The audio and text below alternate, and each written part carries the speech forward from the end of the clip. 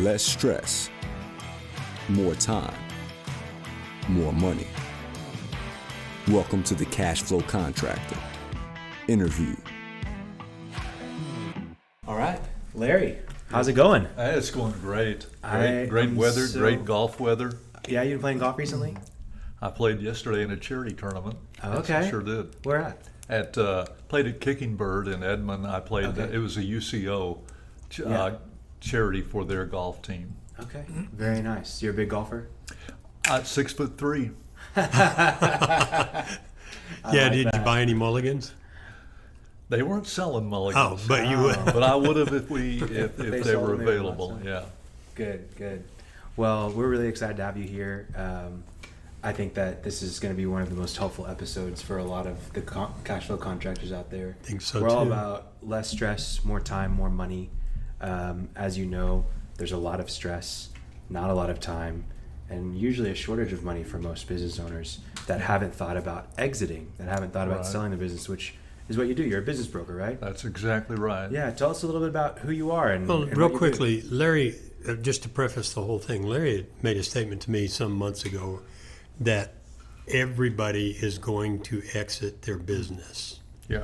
They're going to exit it. You're going to go broke, you're going to die, or you're going to do something constructive like sell it or merge it. But you are going to exit your business. This isn't a choice. It's a choice of how you do it. So having said that, so we all know that there are two things that are definite in this world. One is taxes and one is death.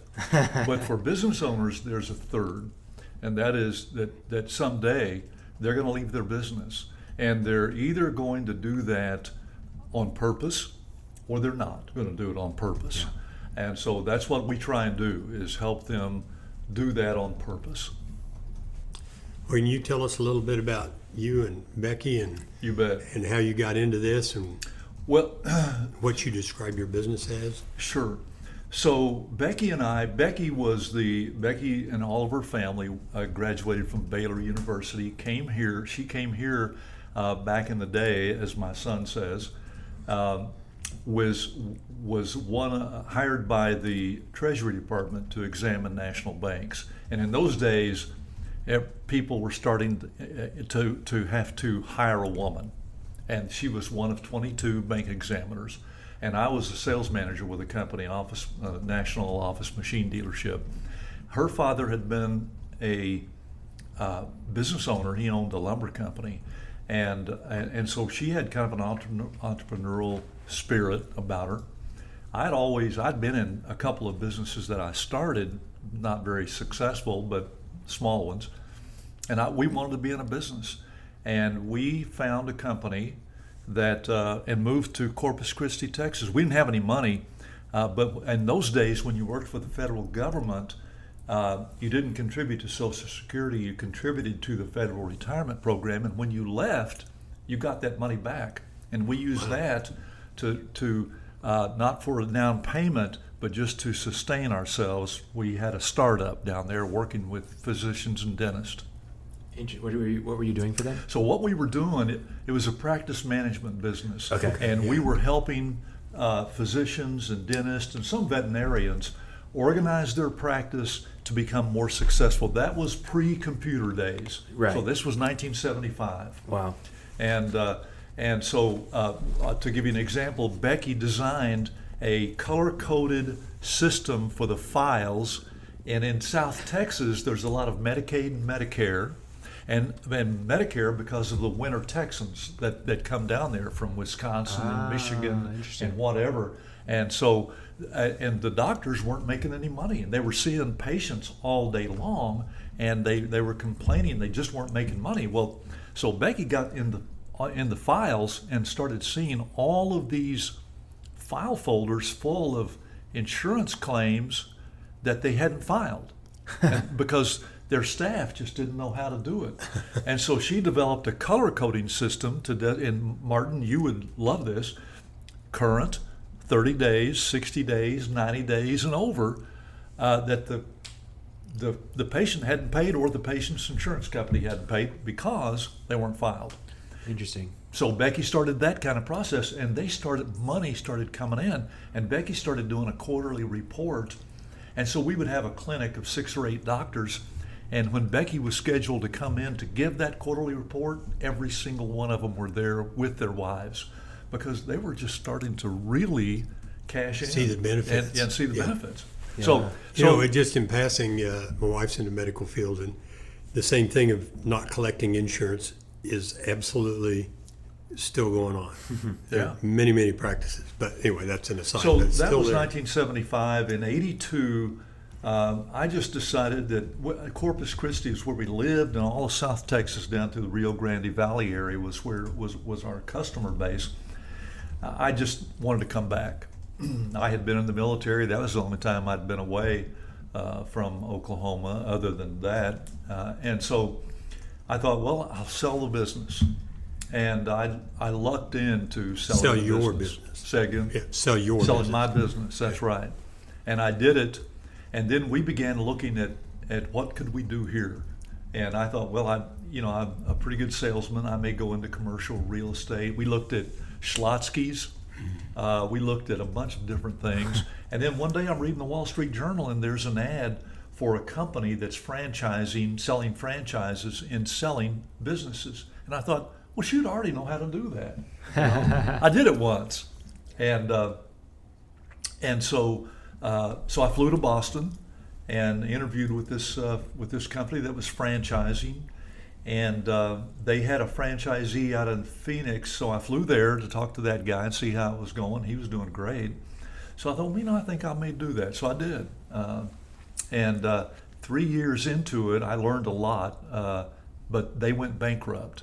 And so I was incorporated under the Hughes Group, DBA, then this company, VR Business Brokers. And so I just kept the Hughes Group and just kept going. And Just approximately, I think I know the number. How many businesses have you sold? we're approaching 700 And mostly on behalf of the seller. on behalf, and Usually. 99%. Once in a while, I'll do something for. We'll work with a private equity group to find a business, but not very much. I just want people to understand that you're listening. It'll be apparent anyway, but that they're listening to the voice of experience. This isn't theory. And I'd like to ask you a question. I know you recall how we met. Yes. And I want people to know Khalil, this guy. I am still bitter. I had a great client, okay? And I was working with him and making some money. And then this guy comes in. He's a great guy, but he sells the damn company to a hedge fund. And the hedge fund, private equity fund. Yeah, private equity. And they didn't need a coach. So I'm out of business. Can you tell them a little bit about that guy? And So yes, I will. So I walk in and I have a meeting with the owner, who is at that time about 74, 75 years old.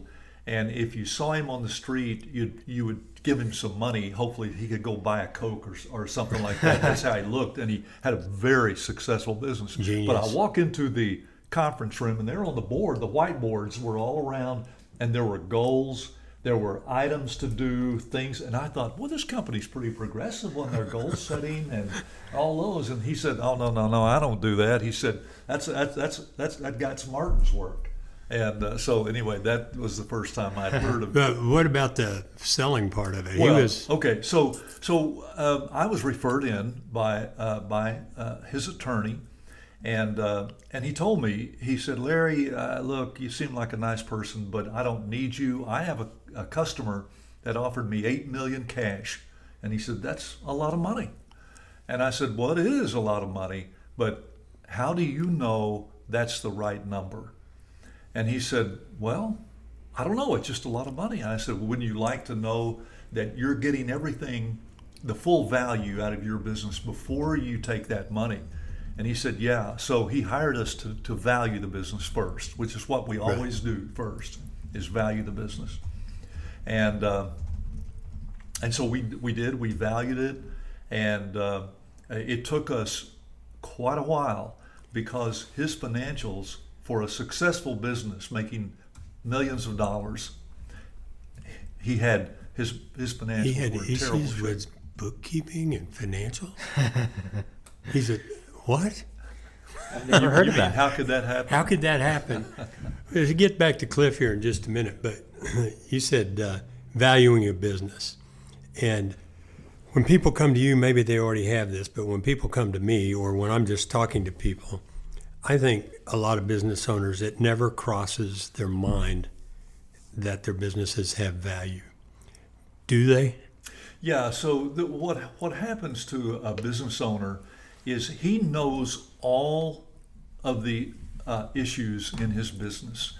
He knows the problems upside down and whatever. And he cannot imagine that really somebody else would want all those problems. So most people never go through that process. Now, if they have a good advisor that's helped them, then many will. But that guy out there, the majority of them don't. And they think it's like selling their house. Well, Yeah. so much per square foot. Yeah, real estate, inventory, Yeah. and maybe a customer list or Yeah, something. that's like right. And so my wife is a senior member of the ASA, the American Society of Appraisers, and the ASA is kind of that. If she's doing an appraisal, or when she used to do appraisals for an estate planning client, for example, the IRS, if they look at that appraisal and see that it was done by a ASA designated person, they kind of rubber stamp it. And that's the weight that designation carries. Without going too far into the weeds, why does it matter what the IRS says? Well, so on it matters quite a bit depending on the purpose of the appraisal. So if they're doing an appraisal and they're going to gift some stock, for example, or gift some ownership to a family member or maybe a key employee, it has to measure up to the IRS rules and regulations. Okay. Gotcha. So that's something most people aren't aware of. Yeah, that's exactly That's why, right. Yeah, advisors. And one thing too, I don't usually, I call you Larry Hughes. I don't usually call you Larry Hughes business broker because I think there's a kind of a connotation. How do you describe yourself? Do you say broker? Well, yeah, I mean, there are a lot of people that are been out of shape about nomenclature and what they want to be called, and people want to be called an M&A specialist, Which is mergers and acquisitions. That's right, or investment bankers and things like that. But if a business owner is Googling someone like me, they Google business broker. Now, but what I tell people is that I help my business owner clients plan and execute the probably the most significant financial event of their lives, and that's the sale and transition out of their business. I don't really care what they refer to me at, but I have no problem being a business broker, even though a broker does there is some connotation to it. But it's what you do for that person and how you do it that matters, not what you're called. Right. Yeah. So as you've over 700 businesses, you've sold them, as you're working with a business owner, what are the most common reasons that people are selling? I mean, I'm sure you've come across lots of different reasons. What are the most common? Well, so everybody thinks that, well, gosh, it would be health or just age, maybe. Right. Inc. magazine did a study some years back, and the number one reason was burnout. So here's why that happens. Khalil, and that's a very good question. But the reason that happens is that when a guy starts a business, or I say a guy, and I'm using that in generic terms, when a person, I should say, starts a business, they usually have debt, and they're working, and they're growing the business. And each Friday when they make payroll, they're not sure they're going to make it. Yeah. And they're worried about that. And then as they grow, then payroll maybe isn't quite the issue, but buying new equipment is. And they're going back to the bank with their hat in their hand, so to speak, to try and get money to upgrade their equipment or buy new equipment, because now they've got a contract with somebody that requires them to be able to produce a certain amount of product. And then you have the government, whether that might be city, state, or federal government, that has certain rules and regulations that they have to adhere to. And then they have a key employee that they're kind of thinking, boy, this person is really growing in stature in the business. My wife and I think we're going to be able to take off and take some of those vacations and get away, and that guy leaves. And so the pressure and to start something from scratch and grow it, it takes a lot out of somebody. Usually I find in somewhere in that 10 to 12 year period from the time a guy starts a business, they start thinking about, how long do I want to do this? Yeah. Or do what I like to sell. So that's what causes that stress factor. But other reasons are age. The age is one of the reasons, and health is one. Yeah. And so a number of years ago, I got a call from a CPA, and he said, Larry, would you help my client? He needs to sell. He's had 4 heart attacks, and he really needs to sell. And so I went to visit the guy. He had a little manufacturing company. If you've ever seen Cox Cable out there standing in those buckets working on the lines, that was his major product that he made. His business had come from $1.8 million in revenues to $600,000 because he'd had 4 heart attacks. And guess what I found him doing in the parking lot when I drove up? He was out there smoking his cigarette. Yeah. And so actually I put together a group, and we bought that business, and within 2 years he and his wife both had died. Man. And because of that.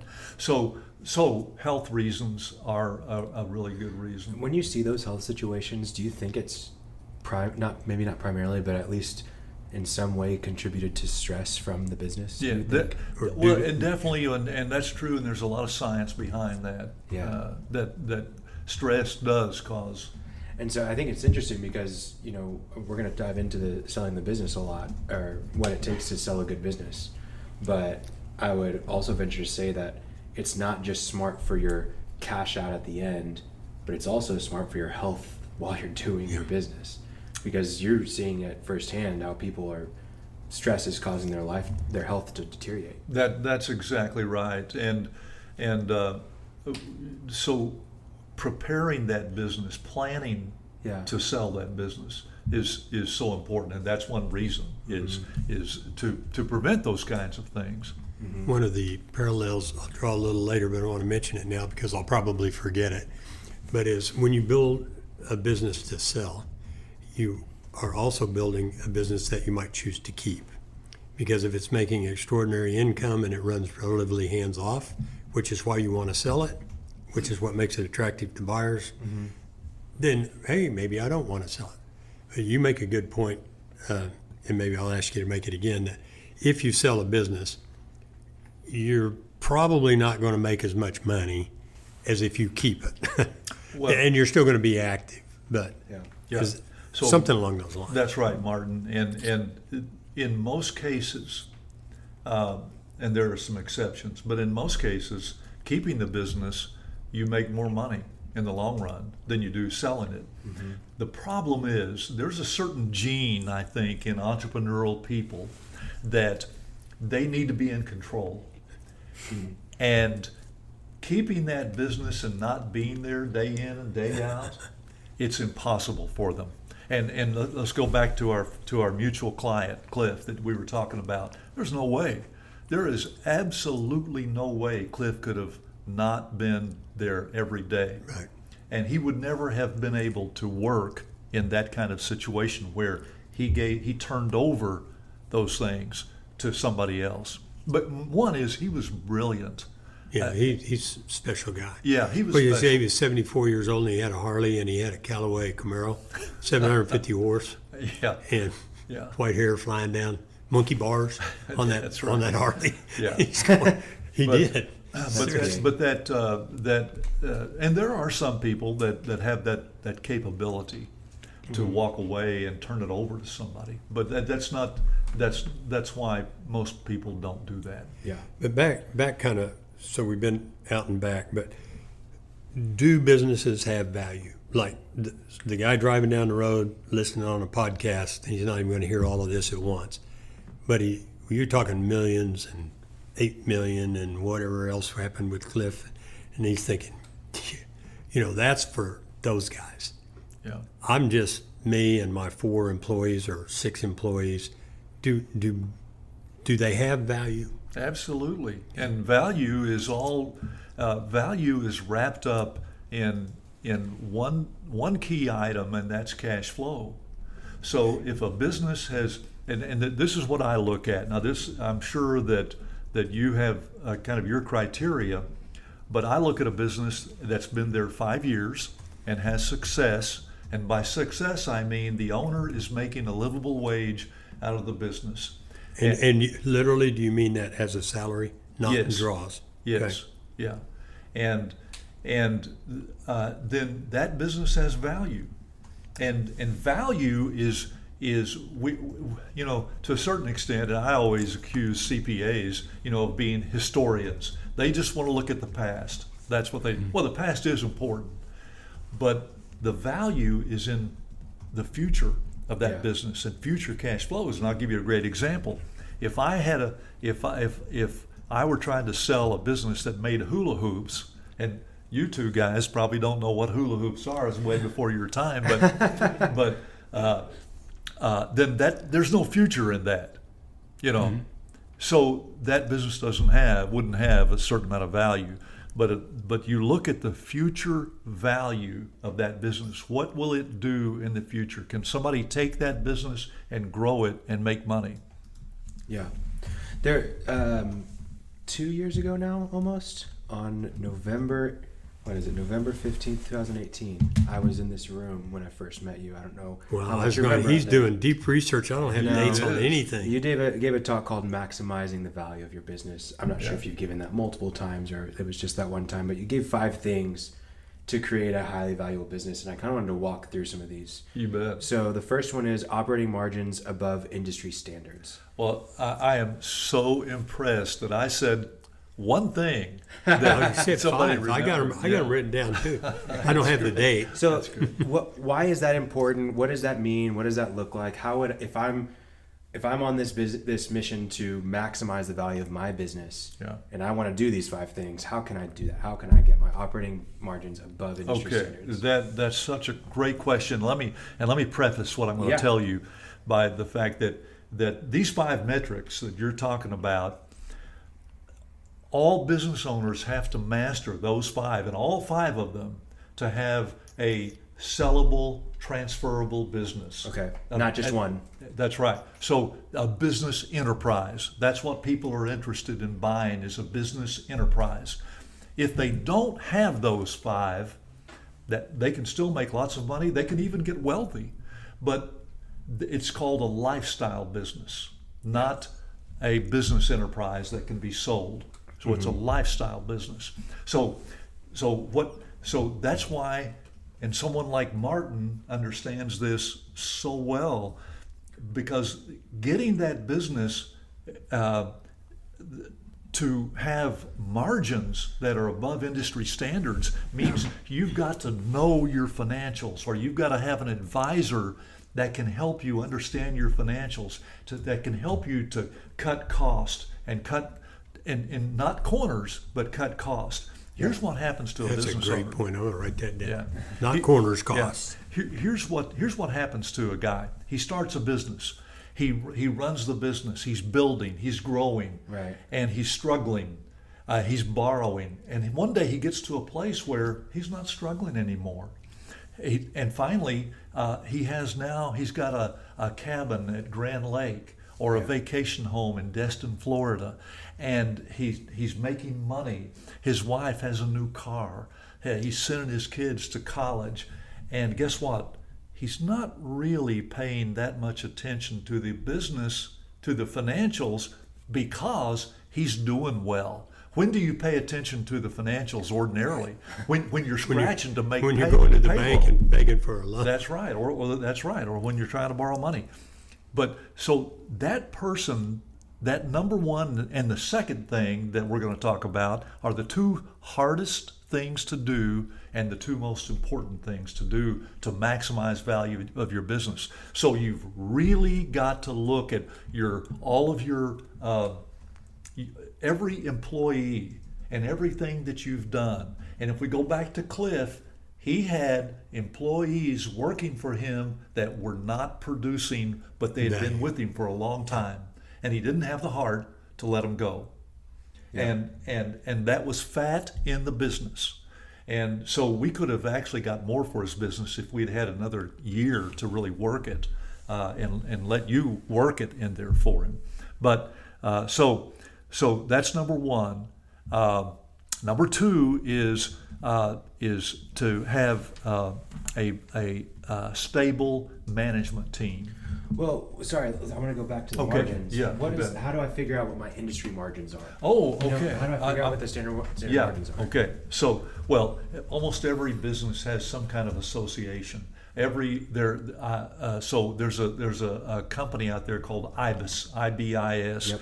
that you can Google and look up all of your industry standards, from everything from gross margins to cost, employee cost, rent that you should be paying. Every aspect of your business you can find. And so you look at those and you compare what you're doing to what they're saying you should be doing. Yeah. So that's one thing. And do you pay for IBIS like RMA? Yes. Okay.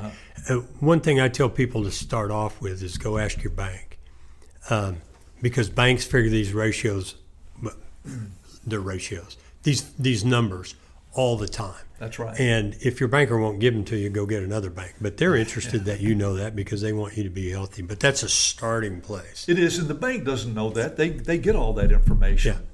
And no, they get it from these guys that they pay for. That's exactly right. That's right. And they'll give that to you. Yeah. So I'm looking to get above industry standards. How far above? Like, let's say industry standard for a remodeling subcontractor is 25%. Depends on which margin you're talking about. Sure, but gross profit margin. Right. Okay. Yeah. What am I just shooting for 26, or am I shooting for 30? What am I shooting for? Well, okay, Khalil, I'm not going to be able to really give you a definitive answer because Sure. it depends on your industry and it depends on the competitive nature of your business. Okay. Because sometimes your gross margins are dictated by what you can sell the product for. Well, Right. they are always Right. dictated by that, and you may not be able to do that, so you may have to just look at your own cost Okay. to get there. And so that means then you look at every employee and is that employee, and I'll give you another story, but I have a medical equipment business for sale right now. Okay. And they've let go 3 people, 1 here and 2 in Tulsa at their Tulsa office. And I said, so was that because of COVID? No. They had made that decision in November of last year that these people weren't, but they were so close to Christmas, they didn't have the heart to do it. And they make plenty of money. I mean, they have a very successful business. So they didn't need to do it to increase their living at all. They were we were working with them at that time, and they were trying to get their margins like they wanted to get them. Gotcha. But they just wouldn't do that. And then my one seller's husband passed away in January. Oh, wow. And so that was still the last thing they were thinking about at that time. And then COVID happened. And they didn't want to do it during COVID. But they got to the place where I told them that for me to get for you what you want, we've got to get rid of this $125,000 in salary that we don't need, because we're going to get a 4 times multiple on your bottom line, and that is going to add $450,000 to the sales price. Right. That's really good. So you've mentioned here that getting the margins above the industry standard, it's not. Sometimes it's making those difficult decisions, like having to let some people go. That's right. What are some other methods, though, that people might be able to increase their margins? Maybe they already are operating lean. What are some other things that you see? So one that I see an awful lot is the people that they're vendors. Because here's what happens. The vendor, so let's say I'm a business owner and I'm a hunter. Right. The vendor knows it, and guess what he does? He takes me on Taking you hunting out. trips every year. I get to go on a hunting trip. Or I'm a football fan, and I'm a Chicago Bears fan, and he sends me tickets every year To go to Chicago. And guess what? Pay for those every month for the rest of your life. He is. If you compare to what you're paying for his product to somebody else, you may be paying 25% more than you do. So you have to look at here's what I do. I sit down with everybody and I take the P&L, the profit and loss statement, and I look at the first item, and we talk about that particular item. What is it? Well, Larry, my CPA doesn't really do he doesn't do my books for me every month. He only does them for my tax returns, and so I've got a bookkeeper that I hire to do this, and then I have another accountant that does kind of a semi audit for me every year. Well, so what we try and do is combine all those things into one person and save that money. Right. And then the other thing we look at, one example is phones. So I'll see a big phone expense, and I'll say, okay, tell me about phone expense. Well, I have 2 sons and their wives, and I've got I pay for their phones because we get a better rate if I have a big family group on there. We have to get rid of that.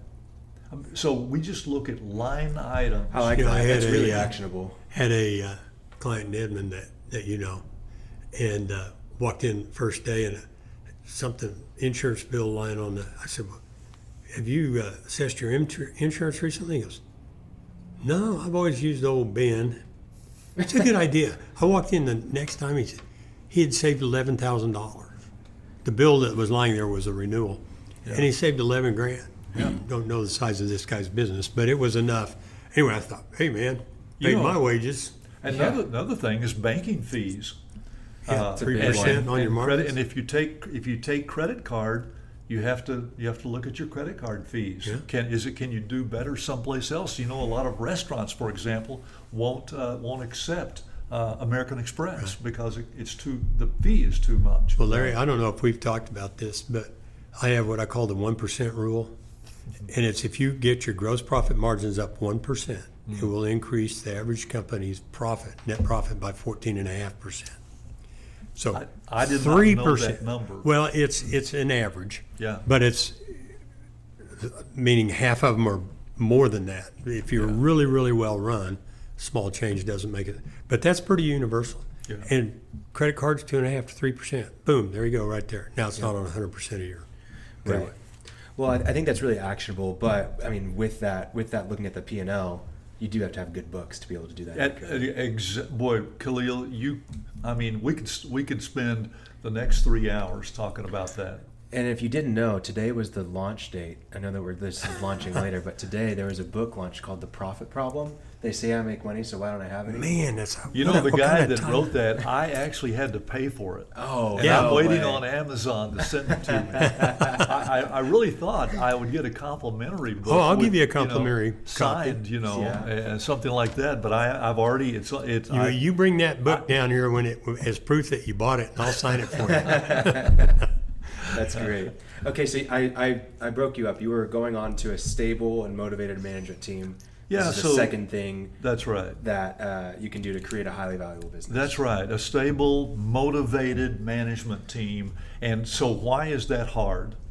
You would think, well, that would be one of the easier things to do. Now, remember, we're not talking about $50 million a year businesses. We're talking about what I call, and we're not even talking about lower mid-market. We're talking about Main Street and Upper Main Street. So businesses that will sell for, say, $5 million and below. Okay. Just to Sales price. So to bring that home. Yeah. That's where the majority of businesses are. Okay.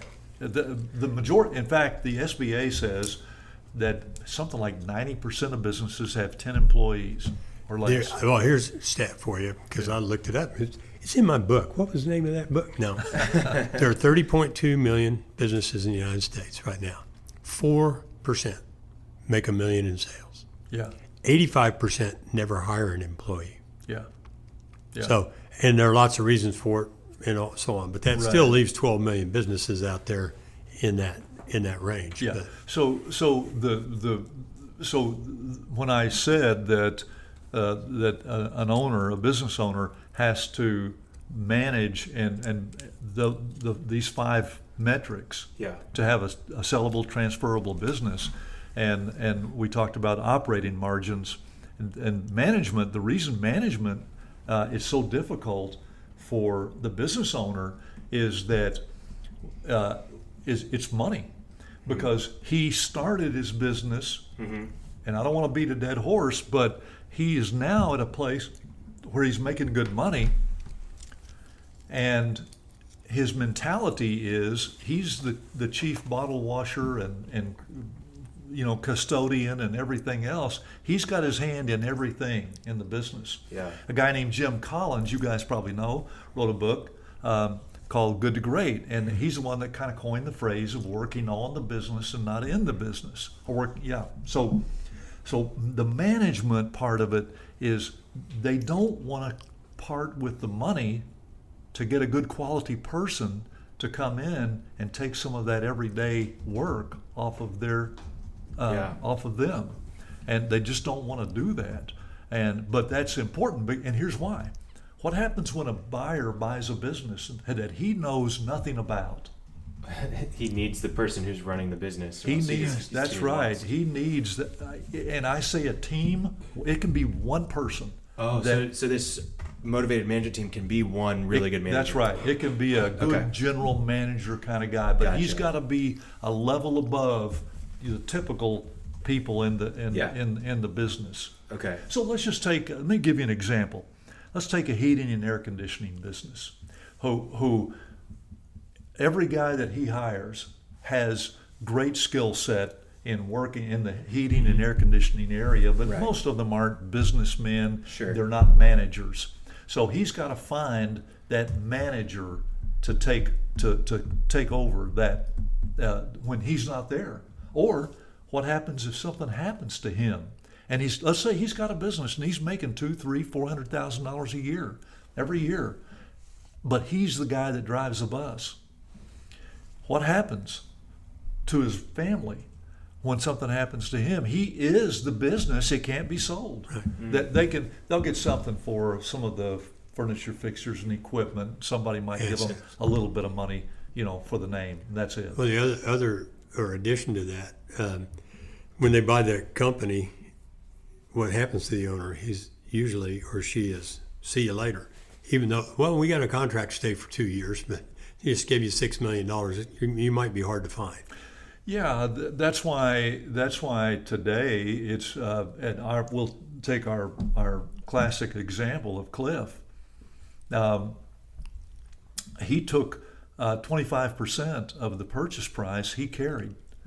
By that you mean? He financed it himself. He took payments instead of. That's right, because the private equity group had the money to give him 100%, but they wanted him. They wanted access to him whenever they wanted access to him. Right. And that's exactly right. So if you don't, that person may tomorrow, you may get a call and say, hey, I hope if you need me, here's my cell number, but I'm in Destin, Florida for the rest of my life. Right. Yeah. So if I'm a contractor and I actually do have that general manager right now, or I've thought about hiring them, or I can see the person I'm going to groom to be that general manager, how do I keep them stable? What are some ways that I can make sure that they're in a stable spot as a general manager? Yeah, good question, because the worst thing that you want to do is invest in a guy and give him all the training that he has to do, send him to schools and give him raises and then have him leave for somebody else. So you can give him a little bit of ownership. Here's the problem with doing that. If I as the owner give my employee some stock in the company, and then he leaves in 2 years, what do I have to do? Send him a check in Destin, I got to Florida, buy where my he stock lives. back that I gave him. Yeah. You know. Yeah. So one of the things we recommend is that he get stock, but it's not stock. It's all the benefits of stock, and he gets bonuses and things like that. And then in 3 to 5 years or some period of time after you've done this, he earns that in real stock. It's vested. Yeah, Right. That's Okay. He's vested What after about- a certain amount of time. What about the idea of like a profit share after each year, like a percentage of profit or something like that? That's right. Bonusing. Okay. We just sold a business 2 Fridays ago. We closed on it. A very nice construction company, and we sold it to 2 key people, and they made great money because they had a good salary and a truck, but they got bonuses based on their production each year, and that put them in a place where they made more money than probably, I don't know, a really good income. Yeah. And they bought the business. Oh, they ended up buying the business. Yeah, I think we need to do an episode on that, how to compensate people. Another thing is buy them life insurance. And And then there's a very bonus good, deal yeah. where you put the money out there, but they can only you got to wait 3 years, and then they can take a third of what's in there. Yeah. So there are a lot of clever ways to tie people to you, A key man life insurance yeah. policy is good. and yeah. just build cash value in it. And they're vested anyway. So there are ways, Yeah. but that's a great question. Yeah. Sorry. Along with that, and it's kind of moving away a little bit. What role do systems play in a stable management team, or also being able to separate yourself from the business when you sell? Yeah. So systems are important for that reason that we just talked about a buyer buying a business. Right. So many people have their systems in their head. They Yeah. know. They come in, they know the routine. They know what to do and what to look for. And I'll give you a great example. Right now, I have a bakery for sale, and all throughout the county of Oklahoma. If I told you the name, you'd recognize it. I mean, it's a very nice business. Okay. My seller was not he's had it 24 years now. He was a young guy. He didn't know what systems, how to do systems, but he has written down every single step of every day that he does, day in and day out. Wow. What happens on Monday, Tuesday, every day of the week, every recipe for every product he makes, it's written and in a binder. Wow. When we have an offer on it from a guy who has no experience in the business. Now my seller's going to stay for a couple of months, and he's in the area, so he'll do a consulting for a while. But this guy will have this book, and he knows Monday morning, this is what I have to do. Now, systems will become, Khalil, they'll become more complicated as the business is more complicated. Right. But those systems are so important. Let's just say he never sells. The systems are important, aren't they? Because what happens when he goes on vacation? What happens when for the very first time in his life, he and his wife get to go to Europe for 30 days? Yeah. Right. Yeah, And classic. And he's got this guy that he thinks, he can handle most everything. Yeah. He doesn't know what that seller knows, what that owner knows. Yeah. And so now he's got his book right there. And he just opens it. If A happens, this is what you do. If B happens, this is who you call. Mm-hmm. That's systems Yeah. to its basic, Sure. understanding. So I have a question. Whenever you run into a business that you're helping them sell, and they don't have systems, and I'm sure it probably can depend on the situation. Do you sit there and say, okay, we need to start writing systems now, or is it okay, we're just gonna settle that we don't have systems and we're gonna try to sell still? Like, is it gonna go either way? Yeah, it can go either way. Let's just say that he only had 1 out of the 5 that we're talking about. Sure. We may not do anything with that except tell him to start writing down the things he does. Sure. You know, get somebody. Now, I used to have a woman in Edmond, and she's not in business anymore, and she would do that. So I would have him hire her To write systems. That's right, and she would do that kind of thing. I love that. Yeah. Yeah, I'm working on our org chart, which we still need to do an episode on that. But one of the roles that I have on the org chart for one day is systems czar. Someone who literally just goes around to everybody in the company and says, "What do you do?" You know, it brought a story to mind for me there. Do you know Cliff Stockton? Yeah. Anyway, his company, we were in this Dance for a Miracle thing, I knew him, but he sold his company pretty substantial. Started out doing everything. He said he checked the air in the tires before they loaded the trucks, then he drove the truck, all that. He said that private equity guys told him when they bought it that the thing that convinced him was he went out to the plant, went back in the warehouse, and nobody knew who he was. And they told him, he said, well, we were pretty sure, but that's when we knew. The guy who founded it and ran everything, by the time they bought it, nobody knew who he was, except the management. It's so important that you are not the key guy in every aspect of your business. But it's a hard thing to do because you grew up in the business doing all those things. Yeah. Are you on the 3? We're on a third. So operating systems that support sustainable cash flow. We kind of dived into the systems a little bit. But what are systems that support sustainable cash flow? Well, if we want to go back to my bakery example, the recipes, for example, and that. So let's say it's a manufacturing company. Okay. And you have recipes there too, because it's how do you do this? How do you manufacture these elbows that go to the pipe supply business? What do you do first? Your cash flow is a result of all 5 of these things that you make in your business from systems. The systems sustain the cash flow. Mm-hmm. Without the systems, you can still make money. Remember when I said at first, you can still have a profitable business. Yeah. And you can still get wealthy even with a lifestyle business. You just can't sell it. So part of what we're doing is for us as the business owner, but we're doing it for that future time when we sell the business, because if we have those kinds of systems in place, then that will support top value that you get. So you won't be nicked in value because you don't have operating systems in place. And so, I'll give you another example. Right up here in Norman, I have a client that does, he has a computer service business. And so every small business out there that doesn't have somebody on staff to do their computer, he does their it. IT, he does yeah, it, yeah. That's right. He does all the IT. And so he knows in that particular client, he knows all of their systems and he has that written down.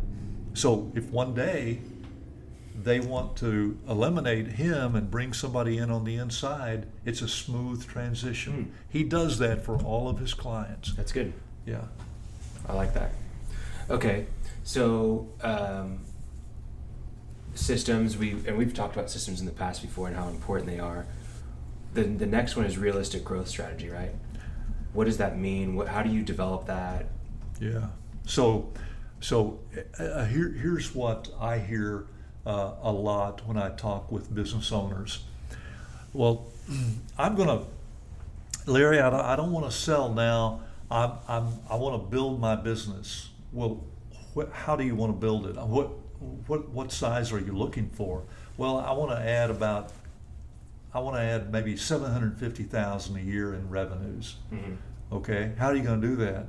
Well, I'm just going to get out there and hustle, and I'm going to call on more customers. Well, a realistic plan is written down, right? So a good plan is always written. I'm sure Martin is shaking his head, so he that's what nodding. Yeah, that's right. I hopefully not nodding off. Yeah. But and so having a plan. I want to do this. Here's step number 1. Mm-hmm. Here's when I want step number 1 completed. Here's step number 2. Here's when I want step number 2 completed. Here are the resources that I need to accomplish my goal. And so I'm breaking that goal down, that big goal, down into small goals that I can accomplish this month. So it's really just good planning. It's good planning. And is that something that whenever you walk into a business that you're helping them develop, or is that something that you're out saying, hey, you need to get with so-and-so, or you just need to do it on your own, or here's a template that you can follow? Good question. So here's the thing about different advisors. Nobody has all the skill sets. Yeah. So I subscribe to the Dirty Harry theory. Do you boys know what the I Dirty do not Harry know what theory? the dirty, yeah. A man's got to know his own limitations. So you know who Clint Eastwood is? Yes. Yeah, the movie Dirty Harry. Okay, I need to go watch it. I've never seen Yeah, it. yeah. Okay. Make So my day. So that's right. Make my day. No. So I mean that's true. A man does have to know his own limitations, and that's what I try and talk to my clients about. So I will then engage them with someone, with Martin, for example, or let's say that they don't have the books. Yeah. Well, then first of all, I want to know who is your CPA? You know, oh well, gee, my wife. You know, well, okay. Then I want to get a CPA involved. I'm not going to do the books, and I'm not going to help them grow the business. I give them the things they need to do, And the things they need but to know. I'm not going to do that. Yeah. I'll tell them how to do it. I'm not going to teach them how to do it. Right. Okay. What about customers concentration? Oh, that one of your five? I knew Oh, there, that's I the knew there last was one. something. Yeah, but that's Solid, there was- diversified customer base. That's exact, boy, and that is so important. And I'll give Well, you. what is it, first of all? Well, what diversified customer base is a customer base that 1 or 2 or 3 customers don't make up a significant amount of your revenues. Just give it what's significant. And so that's the next point. The alleged experts out there say that 15% of your business with any one customer is enough of an amount of business that can cause a buyer not to pay you full value of that business. Which means that in that case, 3 customers would be 45%, almost half your business. Kind of a classic thing. I've seen people who were thrilled because they got into Walmart with their product, and then all of a sudden Walmart's dominating, and that's the only place they are. And then I don't know if it's still that way, but Walmart used to demand that you go down in price and manufacture, and pretty soon they're toast. So this was in the 80s, and I got a call from a guy that made it was a plug knocker. If any of you are fishermen, a little plug knocker it's a leaded weight that if you get your line hooked up or caught up, you can shove that down your line and it will unhook it to a certain extent. And he was making a living. I mean, he was making $50,000 a year doing what he absolutely loved, and he was down on 39th Street, right near the lake, at a little place down there, and he was selling them in little fishing stores and small convenience stores and stuff like that. And a guy with Walmart happened to be a good fisherman and saw it and said, I think we can sell these. So he calls on the guy and he says, hey, I want to come see you. And the guy had just a little plant. He had 1 employee. And he said, hey, we're going to make you rich because we can sell these things in the stores, but you've got to grow and you got to show me that you can build a certain amount of revenue on a monthly basis, because when we want it now. And so the guy goes to the bank, he borrowed $250,000, he bought equipment, and he made their first order. And 6 months go by, he hadn't gotten paid by Walmart. And he's calling the guy. He said, hey, I sent you product 6 months ago. And the guy says, well, let me check on it. He gets back to him and he says, that product is still in our warehouse. We haven't moved it to the stores yet. But hey, if you need the money as bad as you say you need it, I'll give you 20 cents on the dollar for it. And the guy went bankrupt. because he couldn't pay his bank. Yeah, I've heard stories like that. Yeah, and so. Not that Walmart's bad. No, yeah. No, I don't know. Not that Walmart. I've just heard stories unconfirmed. Not that Walmart's bad. That's right. But that's what happens when you're doing business with Godzilla. Right. Yeah. You know. My dad used to say, "Marry an elephant, and you're going to roll to its side of the bed every time." That conjures up quite Anyway, the picture in my So how do you mind. protect yourself against that? Like, what are Okay. some ways that you suggested? Okay, here's one thing: you don't want to get rid of Godzilla. Right. You want to create more customers, so that they become less, so Godzilla becomes a less percentage of your gross revenues if it's Godzilla. But let's say it's not Godzilla. Let's just say it's a customer that's got 15 to 20% of your business. Yeah. You have to grow and build. So remember the story I told you about the guy that had the 4 heart attacks? Mm-hmm. So I put together a group of guys, and we bought several businesses, and that's one of them that we bought. They were doing 600,000. We sold it when it was doing 4 million later. That was quite a few years later, and everybody made a nice bit of money. All my partners did, and the first thing that we did, we had a guy who's retired now, but he was part of our group, who was a management kind of consultant, an operations guy, and our client was making. You can make out of fiberglass anything that you make out of steel, and it's better. Wow.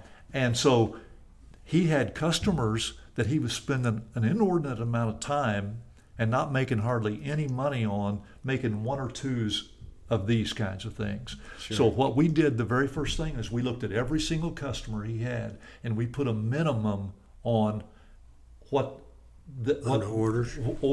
So we had to have a minimum order. No matter if you wanted one of these, it And was you're holding X up amount. a bottle cap. Yeah, that's right. I'm holding One a of plastic these. bottle, Yeah. water bottle cap, and so that's what we did, and then we instituted, which he didn't have, a marketing plan and a sales plan, which he didn't have, and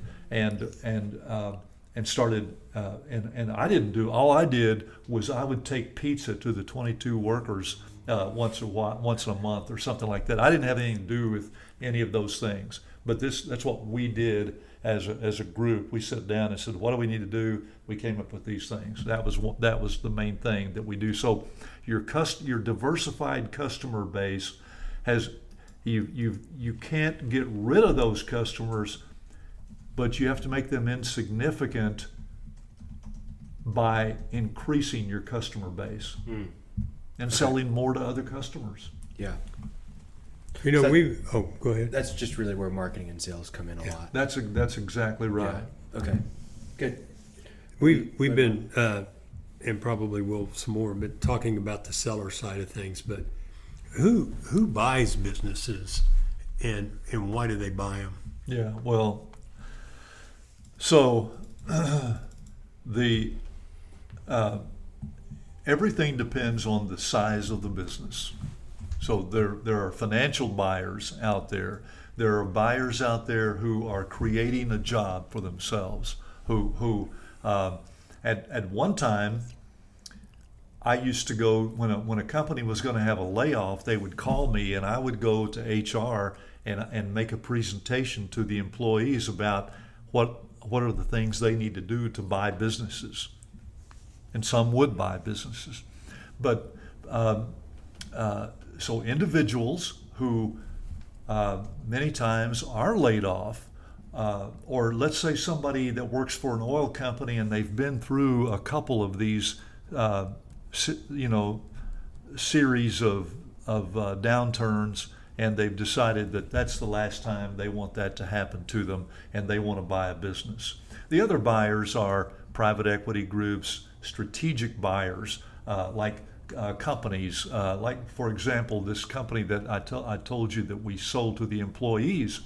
We started that process by selling to a third party, and it was a large St. Louis-based construction company that wanted our client because our client had a special niche, and but our sellers decided that they and we could have gotten a big price for that, but they wanted to sell to these two key guys because they kind of grew up in the business, and so they did that. Let's see, the buyers are come from sometimes. I heard a story the other day. I gave a talk the other day, and one of the guys came up to me afterwards, and he had just bought a small business, and he said, "It's my third business I've bought," and he said, "I guess I'm a serial entrepreneur." So he's building them to build them up and sell them and again. sell them. That's right. So some of these people you talk about, investment bankers and hedge funds and private equity firms, and they're all kind of these, I don't know if they're loosely used or not, but in my circles they are. They can be people who put together funds of money to buy something, or they can be a rich family, significantly rich. You can be So now what's happened is, for a long time, private equity groups kind of had the run of the roost, so to speak, and they were the only real people out there aggressively selling or buying businesses, and then family offices became more prominent. Okay, private equity, just to be clear, because for many years I wasn't clear, but that means that they take ownership, equity, privately. It's not a publicly traded fund that you buy on Wall Street. So that's private equity. That's right. A family office, what? Okay, a family office would be a family money that and they've hired someone, or they may even do it themselves. They buy businesses. Okay. The difference is family offices are using their own money. Private equity uses investors' Okay. money. Investors want a return. So how do they get a return? Well, in somewhere between 3 and 5 years, maybe 7 at the most, they sell that business to somebody else. And I think this is kind of a key point, and we're going to get to more on this, but you said you're implying, or you're saying, not implying, that it's the selling it to the second person is the big return. They're not actually sitting there trying, these private equity firms, to make a bunch of money off of profits in the near term. Is that correct? That's exactly, and that's a misnomer. I'm glad you brought that up, because a lot of people think of private equity, they come in, they just rob the company. So where did that start? Well, the movie Pretty Woman. Mm-hmm. And I can't think of the actor's name, Richard Gere. Yeah. So his job was, he was buying companies, selling off the assets, moving the people to Lord knows where, and the company goes away, and he makes a whole lot of money. What private equity guys do is they're really good. They come in, they buy a business, they take a management fee, but they don't take a lot of money out of the business. They take money and resources and build the business so that they can sell it. Putting them in. That's put it in the business.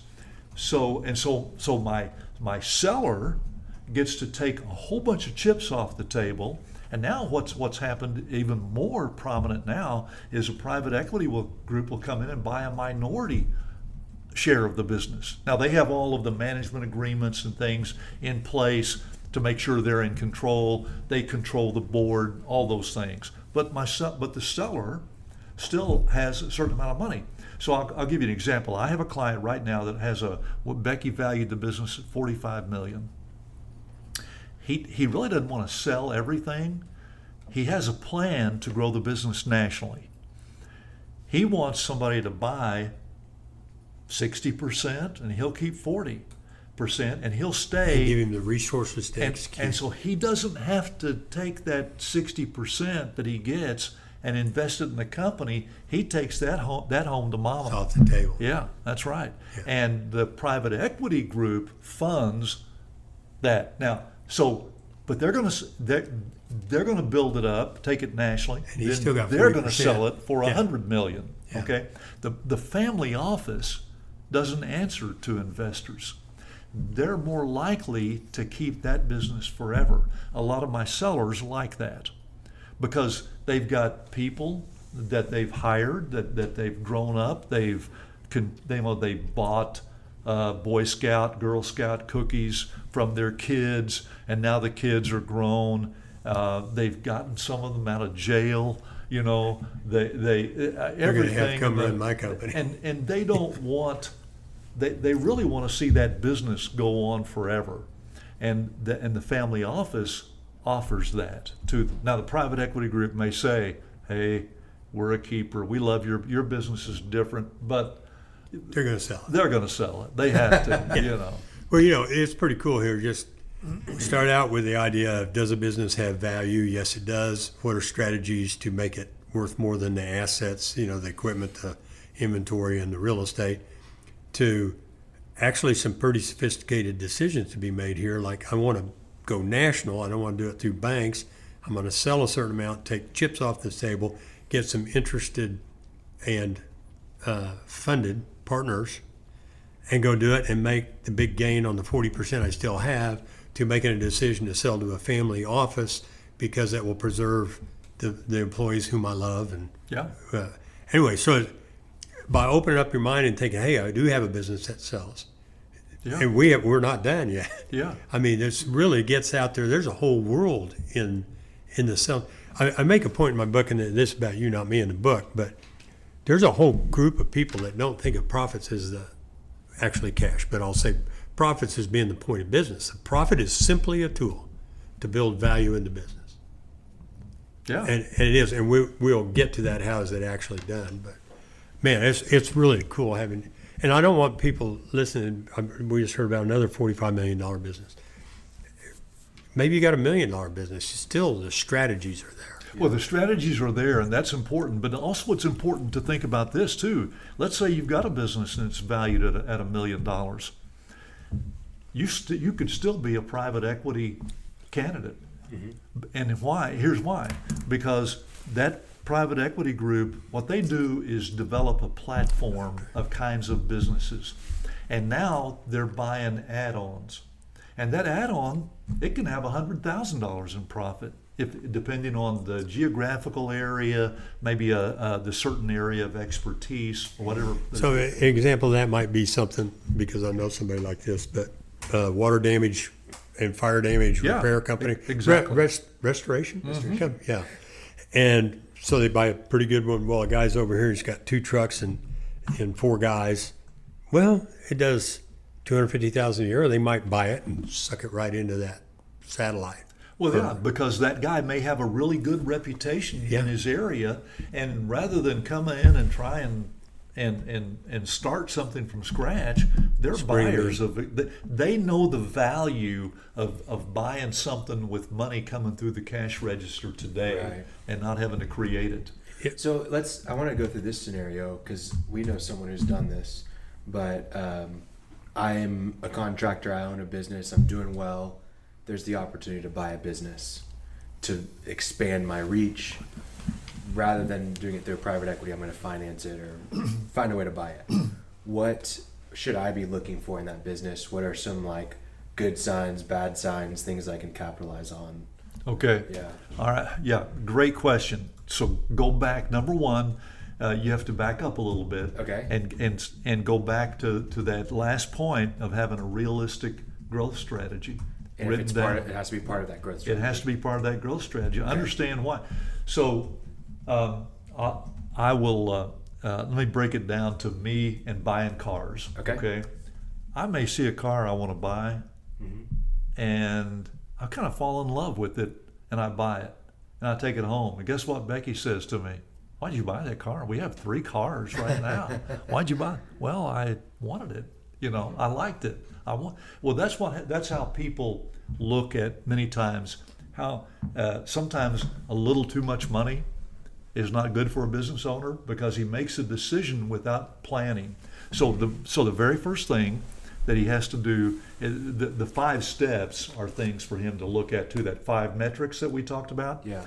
But the key thing for him, for that business owner, is to have a couple of good advisors. Yeah. To help him through that process. Because many times that he wants to grow, but it may be the first time he's ever done that. Yeah. And there are tripwires all through the buying process. Now, if let's say, let me clarify that. Let's say he's a heating and air conditioning guy, and he has a little friendly competitor over there that he knows is getting up in age, and he wants to buy it. Well, he knows that industry, and really what he's buying is not the business. He's buying the personnel because it's so hard to find those people. So you have to understand what you're doing, what you want to accomplish. And I'll give you a good example. When a publicly held company sits down at their board meeting and they say, we want to grow 15%. Now, the national average is a company who's really out there working can grow about 7%. So how do they grow 15%? They make an acquisition. That's exactly right. A real, you touched on it in a different context, but what is a business buyer buying when they buy a business? Now, you just mentioned, be sure you know what you want to buy, but here's what I'm talking about. I talked to a builder one time, and we were talking about selling his operations, and I said, we'll talk about multiples and stuff in a minute here. So it's a certain amount of times profit. And he goes, are you kidding me? He says, they get their inventory for that? And I said, well, it's a negotiable deal. Well, I guess it was before he asked about inventory, but he said, my inventory of houses is worth 12 times that. I said, well, they don't get your inventory of houses, but so what do they get? Because I know if they're not thinking about it now, they're going to think about it. I got a fleet of trucks, and I make X amount of dollars in the trucking industry. What am I buying the trucks? Am I buying the industry? What's the deal? Yeah. What do you get when you buy a business? So here's the one thing that I run into a lot, and I'm going to kind of veer from your truck issue to inventory, for example. Sure. Because here's what happens to a lot of business owners that have inventory, is at the end of the year, they look and they say, well, man, I made good money this year. My taxes are going to be significant. I'm going to buy a bunch of inventory so I can reduce my tax impact. And so now, instead of having $100,000 in inventory, which is about what it takes to run the business, for example, he's got $350,000, and now he wants to sell. And maybe the business, maybe that's half of what the business is worth. The business is only worth what the cash flow that it's generating is worth. So maybe it's time to explain how the process works. And we can literally talk about the process, but how is the value arrived at? So you mentioned some minutes ago, the multiple, you just said that number. Mm-hmm. How is it, in general effects, how is a business valued? Okay, well, that's a good question. So here's what we do. The first thing is we go through the financials and we recast the financials, because what we're trying to show is what is the real bottom line. What does it take in expenses to run that business? And Sally's phones that he's paying for, and his mother-in-law's new Cadillac that he's writing off in the business, and all of those kinds of things are not germane to that business. So you add them back. So we're going to add that back. So depreciation, amortization. And you have to be careful with the depreciation, because some of it's real. If you're buying new equipment every couple of years, you have to leave a certain amount of money in there. But you have to go through that process. And you take the net profit of the company, you take the seller's salary. So I have two kinds of sellers. One that runs a business and takes a very large salary.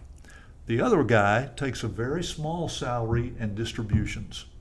And he does that so he doesn't have to pay withholdings and all those kinds of things on the amount. So what we do is we go to the Oklahoma Employment Commission. We look at what is a typical salary for somebody with that size of a business that we would have to hire, and we plug that salary in, and we take the excess and bring it to the bottom line. If they overpay, if they underpay, you got to subtract. If they don't, you subtract. Right. That's right. So you get to a place where, and so like, for example, like my bakery I was telling you about. Well, they make about $200,000 net, the husband and wife. The wife works part-time. She can be replaced for about $10,000. Well, he can hire someone to run that dadgum bakery for probably and do a great job for $45,000, let's say, maybe 50. And so we take that away, and the rest of it is what the net profit is, and there's some multiple then of that number. So it's the value is an adjusted profit, made more correct, times a multiple. Times some kind of multiple. So two kinds of questions about what is the multiple and what is the multiple. So like 1 times profit, 3 times profit, 10 times profit, and what affects that multiple? Okay, I'm going to give you an answer that's going to please everybody. Okay, I don't know. It depends. It depends. There you go. That's right. But what are some ranges that you would okay. see? Well, let's talk about just your retail kind of business. A guy's got one location, retail kind of business. You know, he's has a little gift store. You're probably looking realistically maybe 2 times earnings and a certain amount for inventory. Okay, so if you made 100,000, you're saying the business would be worth 200. That's right. Okay, the guy owns the store. Do they get the real estate for that? He owns the building. Yeah. Yeah. But so no. He doesn't get the no, real. This is for what it takes this is to the earn business. that revenue. That's right. So then if he owns the business, for example, well, he can decide to sell it or That would lease be it. additional. He's probably been in it long enough to have paid for the building, so now he gets a check every month for and rent. the rent. Yeah. Well, let me jump back because I think I heard it from you, but maybe clarify a little bit. If a company has 40 trucks, because that's the number stuck in my head, and they make X amount of dollars and you do the adjustments and you do the multiple, and the value for that business, it took those 40 trucks to make that money. So if they're going to buy the business, they're buying the trucks. And they can look at that then and say, you know what, those trucks sold separately are worth more than selling the business. And at what point they make a decision. That's exactly right. Okay. So my trucking company, for example, they've got over 100 trucks. They make about $8 million net profit. Trucking companies, for example, will get from, depending on the size, but say, and depending on what they hauled, is it long haul, is it overnight, so many different criteria, but they can get 4 to 7 times, depending on the business and what they do and their customer base and all those kinds of things.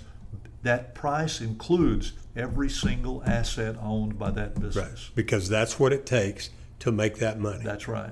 Now, so if they own all those trucks, which they hardly ever do, because they're continually having to upgrade, right, and it's financed.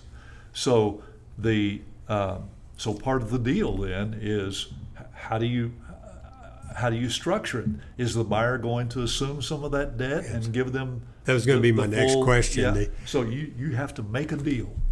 Okay. So there's some negotiations. That's what. Well, that was going to be just quickly mentioned in passing. The business also has cash. It has accounts receivable. It has inventory. Typically, don't go with the nominal sale of the business. It's negotiated at some point. To some extent, Martin, because you have to leave a certain amount of working capital in the business. And what we do is look at the trailing 12 months. Okay. How much working capital does it require the business to have? So how do you get working capital? It's assets minus liabilities, current liabilities. Mm-hmm.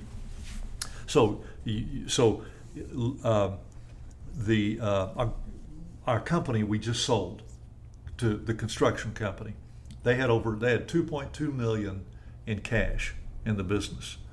They had receivables of about somewhere close to $1 million. They had to leave $1.5 million in the business, so they got but receivables were about $1.5 million. Yeah. So they got to take the cash, but they didn't get to take everything. They didn't take the receivables. Well, essentially, that's just a price reduction. That's more or less, yeah. And then the other side on the debt, accounts payable, long-term debt, real estate. Well, you sell it. Well, you just described a situation where you negotiate. But if it were just a local retail guy, you keep your debt. You keep your liquid assets, you keep your debt. The guy that gets the receivables gets the payables. Okay. And the seller takes the Wills debt. it. Okay. Now, I have that, so there's some exceptions to that for in my medical company. Always going to be Yeah. exceptions. They've got 6 vehicles. 2 of them are brand new, but they financed them. So what I'm telling the buyer, the guys that are making the offer, is here's what we're selling, and you're going to have to pick up the notes on the 2 vehicles. Or if you don't want to, we'll take them and sell them. Well, they don't want to do that, so Right. they're picking up the notes. And that's just all in negotiations. It's just all in that could have gone negotiations. square around. But what we do is we start the negotiating process with all that stuff on the table. Right. We tell everything up front, and so that everybody knows what the structure is, what is the deal. And the last kind of question I have is where do you find buyers? I mean, if I'm sitting in Norman, Oklahoma, I want to sell a business, I'm looking around and say, well, I certainly don't know everybody in Norman, Oklahoma, but I know a lot of people. I go, I don't know who would want my business. Where do you find business Okay, buyers? So again, it gets back to the business and how big it is. So if it's let's just say it's what I call a Main Street business, it's going to sell for probably 3 to 5 million or below, not even more than 5. Okay. But below that, at one time. I spent a lot of money advertising in not only the Daily Oklahoman, but I know these things. I wrote checks. Arkansas Gazette, Kansas City Star, the Dallas Morning News, the Southwest edition of the Wall Street Journal, all those things. Today I spend about $200 a month, and that's usually in an industry magazine. That's it. Looking for buyers. Looking for buyers. Now it's all online. This is all the small biz, stuff. buy, sell. That's all the Main Street, yeah. kind of businesses. Now I've got so let's take my large trucking company. We're not doing that. Nobody, you don't even know I've got that for sale. You can't. It's not on my website. It's not anywhere. But what we do is research everybody out there that has all the publicly held companies that own that are trucking companies, and all the private equity groups that own a bevy of trucking companies. They're the only prospects that we send our blind teaser out to. They're the only ones that know about it.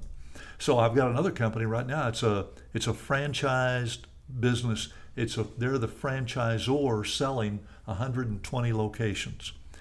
So I found 32 companies and private equity groups that own franchised businesses in that type, and we do an auction with that. We send out our confidentiality agreement, our one-page teaser, and we tell them that we're running a process, and if they're interested, sign this stuff and get it back to me, and we'll talk about what our process NDA is. stuff, non-disclosure stuff, Yes. confidential. Yeah. Mm-hmm. Man. Yeah, some people call Very it cool. Yeah. Man, well, I mean, I can ask more questions. You're gonna keep going? You think we should wrap it up? Well, Is anybody I think- going to listen to this much? No, no. I mean, if you don't care about this stuff, no. But if you do, just getting $2 million worth of advice here for the cost of turning on your Bluetooth, you know. I mean, I've certainly discovered that to be true with you. 700 businesses. I'm going to guess. Is there anybody else in the United States, perhaps the world, who sold 700 businesses? Not really. When I go to all my meetings and we talk about that, we're a young industry. When I started in 1982, in March of 82, actually is when I started, there weren't really business brokers. If you had a small business, you called a realtor and to get them to sell it. Well, I got to update my book because I said in there that he had sold over 650. Well, so that's because still true. I have that. But that was last month. that was actually about 4 years ago, Yeah. and I just haven't upgraded it. But yeah. Well, that's very cool. Well, I do want to kind of wrap up and I think Khalil will do it even better. But there are 2 points I want to make because it's a pet peeve. You are pretty good in it, but at every step of the way, from just thinking about it to somebody wanting to look at your profits and have it match with a tax return, to figuring out what to do to improve your profits, to negotiating with a buyer. How important are good books? Ding. Yeah. So it's the most important and it's the most abused aspect of a business owner, because of what I've said earlier, is they get to a place where they're making money and they kind of exhale and relax and let it go a little bit. They're making plenty of money. They don't have to pay attention because they're making plenty of money. Guy sitting next to you this morning that we did a recording with, he said, well, I had a little setback 2 years ago, and I hate to use the word embezzlement, but basically the setback was cash that disappeared. Yeah. Sometimes embezzlement isn't strictly illegal. There's some kind of a right, but it's not. Certainly wasn't the intent. It's a perceived right. Yeah, it's a perceived right. Yeah, you owe me. Yeah. I did all the work. So understanding your financials and being able to, I tell everybody, if you can afford it, have audited statements. And there used to be a rule of thumb, Martin, and you'll know this better than me. There used to be a rule of thumb that when you got to 10 million in revenues, that was, you could afford audited statements. My client that we just sold, the construction company, they have audited statements. And so when the guys that bought it, when they went out and got their attorney and their CPA to do their due diligence, it was a lay down, because they didn't have to worry about anything. Because now you don't have to have audited statements, but you have to have good, clean financials.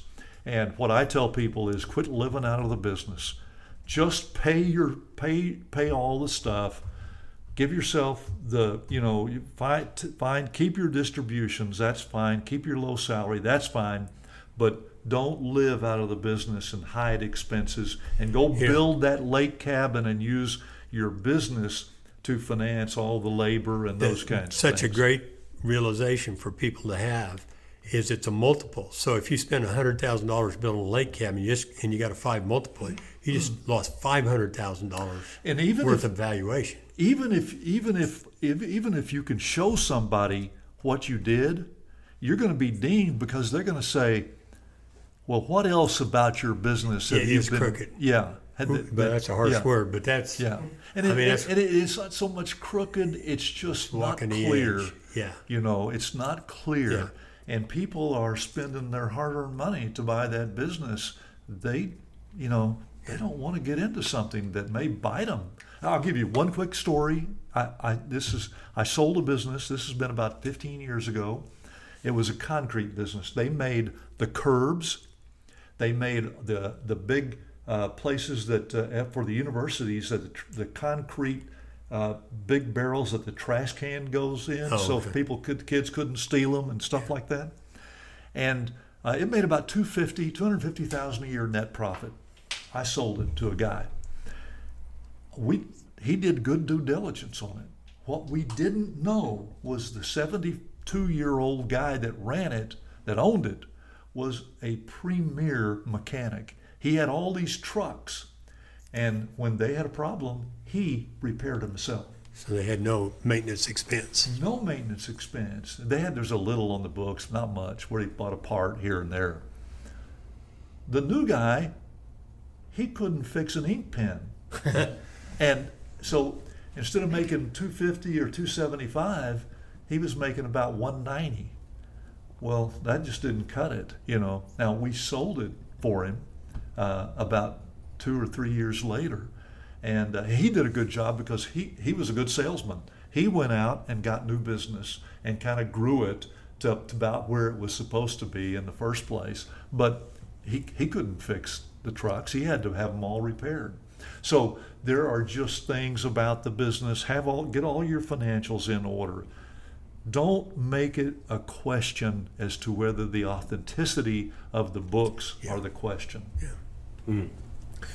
Well, you started with a story about Cliff.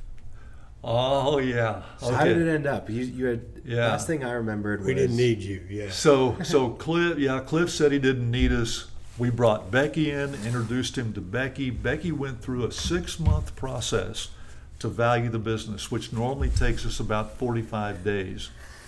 And because his financials were in, and maybe his wife won't listen to this ever, but she would walk into the office and say, I need $25,000. And the girls would write her a check for $25,000, and then he would have to find a way to expense it, that made sense. Well, we had, and he had one employee, for example, that never paid his child support, and so the state then took his whole salary. Cliff, this guy had been with Cliff since he started the business. He had an entry in the P&L where he paid the guy his salary up and above that. So that was just 2 things that he did. So what happened was we valued the business at $20 million. okay. Then our job was to find buyers, and we invited 4 private equity groups in. But before they could come in, they had to send us a letter of interest with that value. And we went through the whole process with them. Sure. Before they did that. They all sent in, and we invited each one of them in for a visit. Cliff sat down with them, with each one of them, not on the same day, but with each one of them. And then we made a decision. One group came from Texas, and there were 4 of the guys, and they were very sharp. But one of them was about 65 and had gray hair. We had 2 guys from Duke that were 2 young guys that put together a private equity group, and they were very sharp guys, and they wanted the business, and they had the resources. Cliff referred to them as the Dukies. And he said, I like those Dukies, but he said, man, they're just too young. He said, I like that guy with the gray hair. And so they made a proper letter of intent, $20 million. They wanted Cliff to finance part of it. I'll let Cliff tell the numbers, and I think he doesn't mind that we talk about this, but he kept 25%. He financed, and then he kept let's see. Actually, it was 25. It was 250,000. No, 2,500,000, and then he financed, and then he invested 2,500,000 back into the business. He took 15 million cash, and but before that, before we got all that, we got that worked out. We hadn't done the deal yet. He said, Larry, I want to go to Houston and see where they live. And I said, good, I'll go with you. He said, nope, I want to go myself. I can take care of it. And I said, okay. So I've got a few things I think we can do to enhance it, so don't do anything stupid. He said, do I look like somebody's going to do something stupid? and so I'm out by my pool. I'm cleaning my pool one afternoon, and he calls me. And he doesn't. And Cliff never said, Larry, it's Cliff. He just started talking like I'm, Supposed to know. I got supposed to, and actually I did know from after a while. He said, Larry, I signed. And I said, what? He said, well, I was telling the guys how well I liked the deal, and we had, and Cliff and I talked to 5 other businessmen that sold to this group, and we did our due diligence. And he said, I liked them, and I told him I liked them. And the one guy says, well, Cliff, if you like it so much, let's just sign this deal now. And he said, I couldn't think of a reason not to. He said, Larry's going to kill him. So he started out, he could have got 8. Yeah, he wound up at got 20 cash. million valuation. That's right. Then I also know, maybe it's not, but he stands to make some significant earnings again because it's selling again, or might, I don't know. So they've got it on the market at $60 million. So he's going to get 25% of that. Yeah. And so now he's getting what they refer to as the second bite of the apple. And they will sell it. I don't know what they'll sell it for, but they will sell it. So Wow. That's really crazy. Yeah. And that's, how long did he have the business before he sold it, roughly? His brother started the business in 1970. Okay. His brother just did not. He just didn't have Cliff's skill set, and the bank was about ready to take it back. Oh, wow. And Cliff had loaned him money on several occasions. He was in California at the time. He's from here, but he was in California, and he came back here to talk to the bank, and talking to the bank,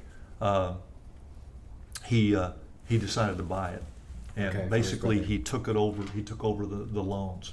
Gotcha. And bought it. And that was I think sometime in the late 70s. Okay, so he owned it for a good while. He owned it quite a while. Yeah. Yeah. Good. Well, that's really cool to hear, and I think this is such a good thing for so many business owners to think about their exit strategy and what really matters when they're running their business. And it's really difficult. You know this when you're in the business to think about any of these things. Yeah, it's so hard, and the selling a business is very complex. It doesn't have to be as complex as most guys make it, Right. because of the planning process. And that process starts with having good advisors around you. Yeah, absolutely. That's great. Yeah. Well, You have the 5. Well, the only thing I was going to run through the 5 things. yeah, go ahead. Okay. Well, so as they're driving around, I think it's been real educational. I love talking about it. I learned something, but you've got to have good margins, and margins, we use software. That's gross profit margins, but net profit margins. Yes. You've got to make good money. You got to have stable management other than you. That's Because right. the presumption, if nothing else, is you're going to be gone. That's right. You want to have systems and processes that make what you do repeatable. And you want to pay attention to your customer concentration so that you don't make all your money off of 1 or 2 guys who could bail on you at any time. Exactly. So, And you're missing one. what did I miss? Realistic growth strategy. That's exactly right. Way to go, Damn it, Khalil. I didn't have that. I didn't have that in my. Yeah. I didn't have that in my plan. Yeah. And the other question that I get is, well, when should I start that process? And you should start it the day you start the business. Most guys don't, because they're head over heels in working. Yeah. And the sooner you start the process, the easier. That's right? exactly Because right. when you start the business, I mean, you can define things. Yeah. Whereas you have to reverse things if you do it later on. That's I right. see that all the time with the bookkeeping stuff. If I'm working with a company that's been doing business for 10 years and has books, and we've got to make them correct, it'll take a year. Yeah. Yeah. If they're starting out right, which I know a guy, talked to him today, who started out 3 months ago. His books are right from day one. Yeah. It's like, man, he's not ever going to know how easy he has it Yeah. because he started right. So, Well, anyway. time for our segment where Ethan comes back with his insights. Ethan, how are you doing? Doing good. Good. Very ready. You want to give us? I'm going to give you 90 seconds. 90 seconds. Yeah. You ready? I am ready. All right. Let's start the clock. All right. Everyone is going to exit their business eventually. There's 2 things in life that are certain, but there's 3 for business owners, and it's death, taxes, and the 3rd for business owners is you will exit your business. You should know the value of your business before you sell it. It's very important. Selling your business is not like selling a home. The transition from owning a business to selling it can be one of the biggest decisions of your life. The number one reason Larry sees people selling his business is burnout. They're racking up debt, they're changing rules and regulations, your key employee may leave. Health and age are other big reasons. Value is in future cash flows. Martin just recapped the 5, but I'll give you some tips on the 5. Is if you're looking for industry standards, go to IBIS and compare yourself to the industry standard margins. It's important to not be the key guy in every aspect of your industry. So hire a management team. Get your systems written down so they're repeatable. Write your growth strategy down and have detailed steps and deadlines. Diversify your customer base. Create more customers so that your bigger clients make up less of your business. And then we moved into selling your business or buying a business. And having good books is very important for both of those so you can value your business appropriately. You talked about how you would value businesses. You would come in, recast their expenses and stuff, and then find their bottom line and then see how much actually costs them to run that business. And value is adjusted profit times a multiple. The multiple is depends, as Larry said. And I'm going to end it on have good books, because I think that Martin's book drop today, it's a very important topic, and everyone should know your books. You won't be able to sell your company one day, so keep good books, and you may get more money for your business one day. That's exactly right. There Great we go. job. Yeah. Great job. Yeah. He does. I'll He tell just you. does fantastic. Larry, if you ever want to listen to the podcast, just fast forward to the last Yeah, 5 you minutes. can, yeah, you can save an hour and 40 minutes. Yeah. Yeah, let's cut to the chase. We'll have to bring you back and dive into some specific stories and some specific strategies. But thanks for the overview today. Thanks for giving you're us your so time, welcome. and Yeah. it's been an honor to have you. Yeah, it's been an honor to be here. Thank Yeah. you so much. Well, Appreciate Yeah, I it. think it's really enlightening. I mean, it's important because there will be people who hear it. I hear it so often. Who would want to, what? What's your back business? Who would want it? I mean, it never crosses their minds. Yeah. Whereas if they could work for 3 years and do some little things, maybe they get $100,000. But that's a lot better than auction proceeds and a closed door That's right. and walking away from your receivables and having to use your 100 to, I mean, Yeah. just get something. Well, and that becomes like your particular profession is the one that helps them to get that business up here to where they can sell it for top dollar, and that's the whole goal. Yeah. Yeah. Well, there are a lot of subtleties to it, and I thought we were just shooting the breeze here. No, we're still going. Oh, we're still on. I was leaning back in my chair. There are a lot of subtleties to it that, like the multiple, and they're not really subtleties. They're just foreign words. The multiple times profit, huh? And then there's a word out there called EBITDA, EBITDA, which of course Larry knows. Everybody might have heard that. That's that adjusted profit Larry was talking about. Say earnings before interest, taxes, depreciation, and amortization. Then there are some more things, like adding back your Cadillac Escalade payment that, you know, in your board meeting in Hawaii, and some of those things that, but And a significant difference in smaller businesses, we say SDCF, which is seller's discretionary cash flow. EBITDA, the difference is you've got a management salary added back in EBITDA that you don't typically in smaller so businesses. because the salary is part of their discretionary That's income. right. Yeah. Right. And we may be using words that are a little bit foreign, but these concepts are not. It makes sense. Everybody Actually, listening kinda can think fully about understand it. it Yeah. if we have, if we just have the opportunity. Yeah. Well, how can people connect with you, Larry? Yeah, well, so the name of my firm is the Hughes Group. Okay. They can, our website is thehughes-group.com, or they can call me at area code 405-478-3800. Perfect. And it'll be in the show notes too, if they ever want to just click down on the link. Okay. So, yeah. Great.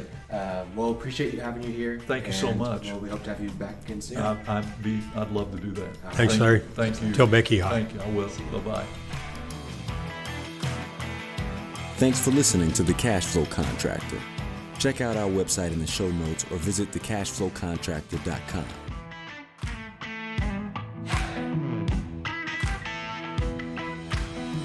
What's up, Cashflow Contractors? Khalil here. Thank you so much for getting to the end of this episode. It means the world to us that you're listening.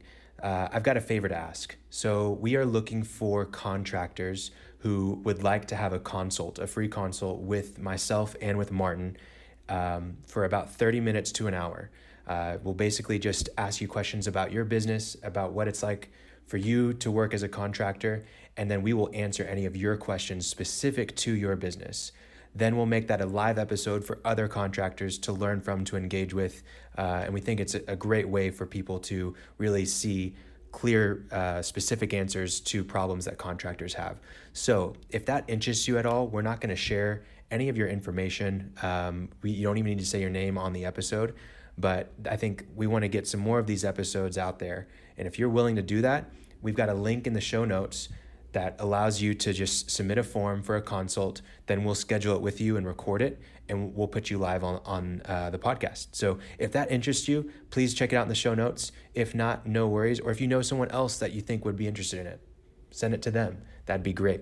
But appreciate it. Thank you so much for joining us. And yeah, we hope that you're finding less stress, more time, and more money. Thanks.